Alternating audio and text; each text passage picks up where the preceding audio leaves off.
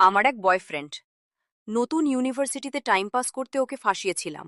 তুই তো জানিস আমি কেমন, একা একা আমার ভালো লাগে না। আর রাহুলও তখন আমার সাথে রাগ করেছিল, তাই ওর সাথে রিলেশন করেছিলাম। কিন্তু দেখ না, আমার প্রেমে পাগল হয়ে পড়াশোনা বাদ দিয়ে আমাকে পাগলের মতো ভালোবেসেছে। তুই ওকে সত্যিটা বলে দিলেই পারতি। কোনো এমন ড্রামা করলি? ওকে সত্যি বললে ও সহজে ছাড়ত না। একটু ড্রামা না করলে ছেলেরা ছাড়ে? এভাবে ওর জীবনটা শেষ করলি? আরে কিছুই হবে না, এমন আমি অনেক করেছি। এজন্যই তো অন্য ইউনিভার্সিটির প্রিন্সিপালের ছেলের সাথে এসব করায় আমাকে আবার এই ইউনিভার্সিটিতে অ্যাডমিশন নিতে হয়েছে। তুই কি পাগল হয়ে গিয়েছিস?